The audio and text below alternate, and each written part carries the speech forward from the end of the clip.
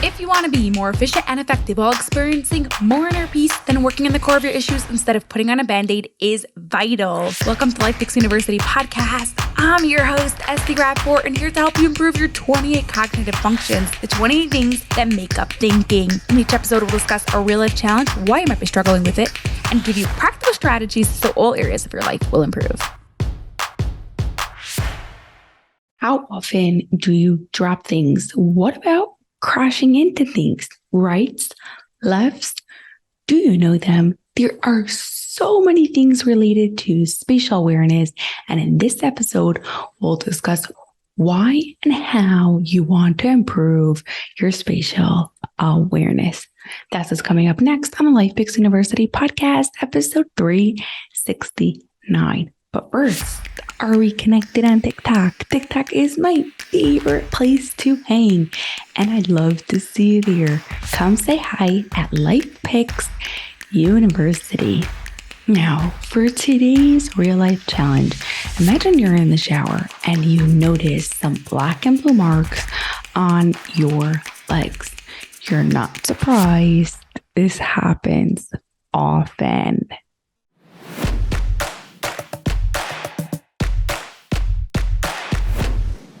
Cognitive functions are the thinking skills that make up thinking. When one of them are weak, it affects many areas of your life and is called a cognitive deficiency. You may relate to today's real life challenge just like me, as it came right out of my own life. If you're struggling with this, it may be because you have the cognitive deficiency of spatial orientation, or another name for it is spatial awareness. We actually spoke about this cognitive function in the past. Remember, cognitive functions are the thinking skills that make up thinking. We actually spoke about it in the past in episode 356. So if you haven't listened to it, you're going to want to go and check it out. Now, why should you want to improve your spatial awareness? Because you're going to crash into less things. You're going to be dropping less things. You'll be able to follow directions better. You'll know rights and left. You'll be able to give directions better. You'll basically be able to know where you are in this world a whole lot better. Improving the cognitive function of space takes time. You really want to make sure you practice this in your everyday life. Here are 4 ways for you to improve your spatial awareness. Number 1, the first thing you've got to do is really internalize right and left. Start by using muscle memory. Okay, so raise your left hand, my left hand right here, and keep it up for a full 5 minutes while saying the word left, left, left, left, left. And as it goes on, it's going to be harder. Your muscle's going to start to hurt, but keep it up for the full 5 minutes, as it's really going to get into your memory. Once you have your own rights and lefts really clarified, now you want to make sure you know other people's rights and lefts, even when they are standing in a different direction. So take a walk in a park or go down a really busy street, and every person that you see, make a mental note which hand is the right one and which one is their left one. Even if they're turning right, even if they're turning left, if they're backwards, if they're skateboarding, whatever it is, they're going to be a different direction. But can you still say which one is their right and their left? Okay. Number 3, you're going to do a similar type of game, but this time instead with people, you're going to do it with objects, with things in your hands.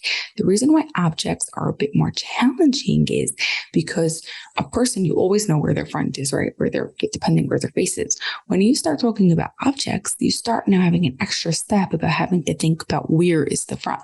So a phone might be super easy. Here's the front. But what about when it comes to like a tissue box? Where's the front of a tissue box? And you now have to start thinking about that and then thinking what's next to the tissue box? What's the front, right? So think about it. The dish soap is on the right side or the left side of your sink. Have that conversation, think about it in your brain and really internalize it. Now, number 4, spatial awareness also has a lot to do with how much space items take up or how much space is in between items. Okay. So it's not just right and left. It's also the space in between of them and things like that.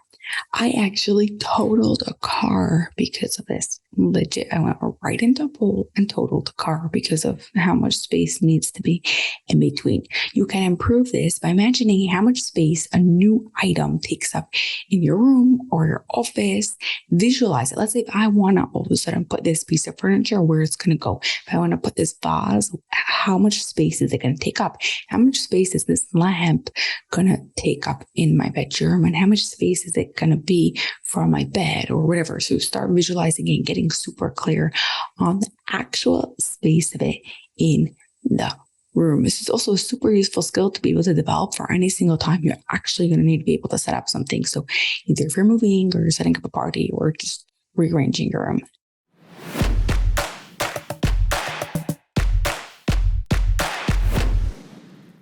In today's episode, we spoke about 4 ways to improve your cognitive function of spatial orientation. Number 1, muscle memory. Number 2, noticing other people's rights and lefts. Number 3 is noticing objects' rights and lefts. And number 4 is imagining yourself or objects in a new space. Your challenge this week is to pick one of those activities and do it.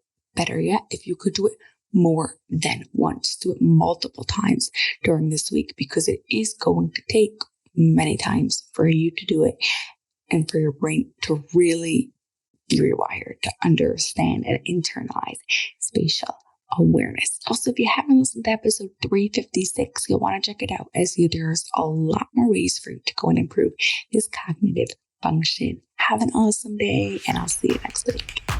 That's all for this episode of the Life Fix University podcast. If you enjoyed it, please share it with 2 of your family and friends so they too can gain from it, and you'll be helping us reach our goal of 1 million downloads by the end of 2025. Have an awesome rest of your day and grow those dendrites.